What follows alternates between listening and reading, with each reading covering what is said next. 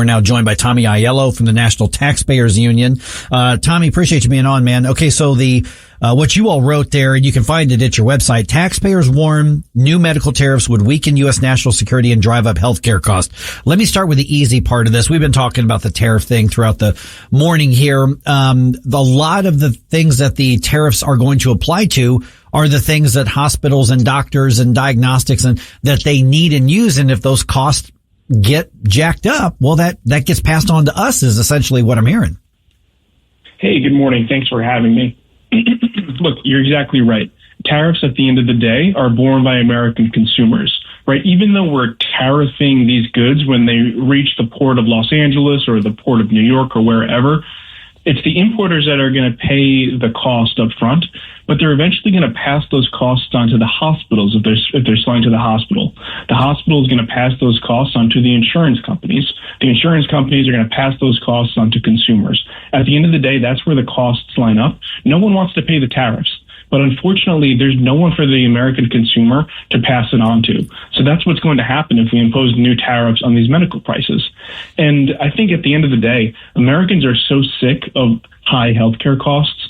People are getting their premium increases in the mail. It's going to be really catastrophic for a lot of people.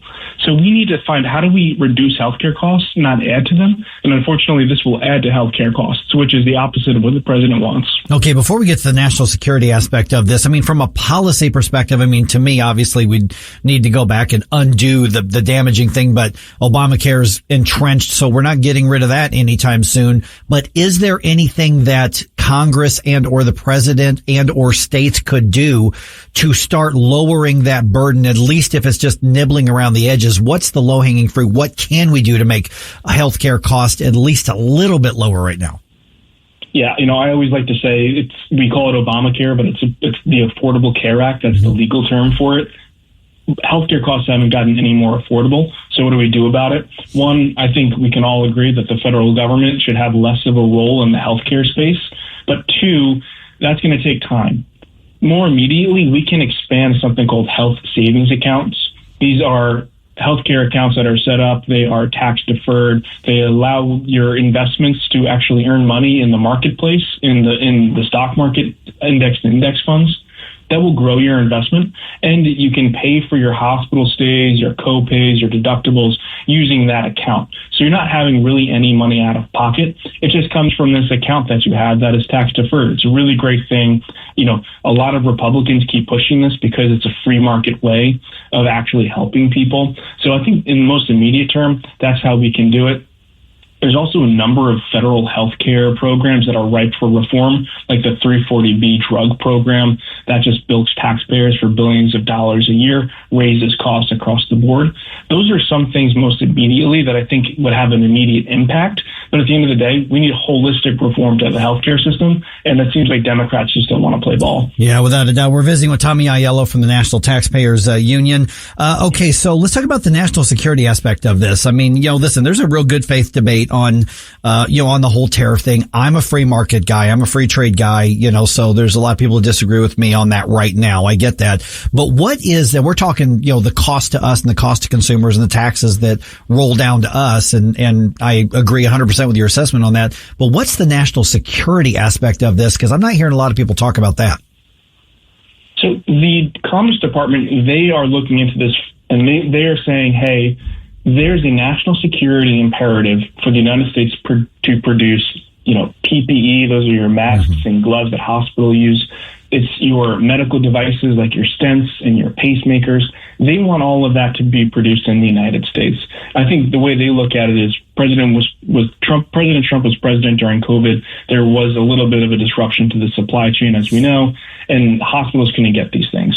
So they say we need to onshore them so in the event of another pandemic, we can be prepared. Look, I do agree to an extent with their analysis of it, but tariffs aren't the right way to get there. The president is right. We can produce and we should produce more in the United States, but there's better ways to get there than through tariffs on consumers. We think there's three main things that the president should pursue. One, American energy dominance. It costs the largest input cost for a factory aside from labor is electricity. The sooner and the quicker that we can produce more natural gas and oil to our electricity grid, the cheaper it'll be to produce here. 2, tax certainty. The president signed the largest tax cut in American history. That'll help expedite the capital required for factory construction. And 3, permitting reform. It costs way too much money for, way too much money to do these reviews and these environmental reviews of factories. We should expedite it quicker. That way we can actually put shovels in the ground and have items roll off the line much quicker at a faster pace. Those 3 things are a much more efficient way of producing in the United States than high-cost tariffs that'll be passed along to the consumers at the end of the day. Yeah, so some of that would involve states needing to get on board with deregulation as well. I mean, a lot of that's federal, and that's federal territory, clearly. But then it's also crucial that we have more free marketeers in the states as well, is what I'm hearing. I'm sorry, I think you cut out first. Oh, sorry. Yeah, I said, so a lot of what you just described, obviously federal territory, but as far as some of the regulatory aspect of it, it sounds like some of that's going to require we have, free market folks at the state level as well, because aren't some of those regulations and those permitting and all this sort of stuff, some of that involves state regulators. Yeah, they are. And just look at what we're dealing with in the chips sector, right? Ohio is attracting a lot of investment to build chips. It's going to take a year and a half just to get those permits reviewed and approved, and that's even before you put shovels in the ground. It takes a very long time. And just going back to the tariffs, right? If we want to produce more in the United States, it's not like you flip a switch overnight and you have a factory up and running and you start rolling out stents and pacemakers and things like that. It takes time, and these are global supply chains. They are going to rely at the end of the day on foreign inputs to a lot of these different things, whether it's rubber or, some of the electronics that go into these devices. It's going to take a lot of planning to have a globalized supply chain feed into the United States. So we can produce more, but we need to be really smart about how we do it. And then given the whole standoff at, with Congress and the shutdown right now, Congress can't even really weigh in on this other than sound bites on the news. So really, we're talking everything at an executive level right here.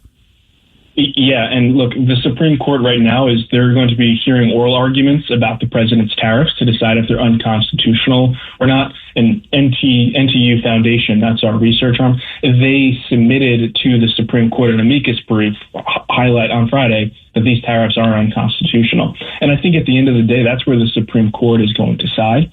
And the president might have a short-term loss if he is unsuccessful in defending these tariffs at the Supreme Court. If they are struck down, you're going to have such an economic boom in this country because the tariffs are the one major drag on the economy. If you talk to any small business owner, if you talk to a grocery store proprietor, they're going to tell you that tariffs are causing a lot of uncertainty and they're raising their prices.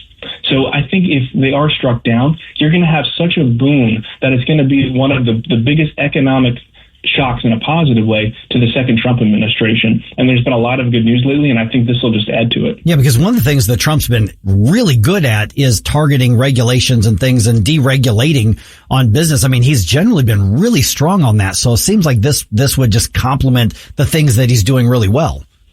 Yeah, definitely. I mean, we're still creating jobs. I know the job market on its face doesn't seem so positive, but our GDP numbers are some of the strongest in the world. That's such a great thing. Inflation still remains stubbornly high. We got that report out on Friday that said we're stuck at 3% inflation rate.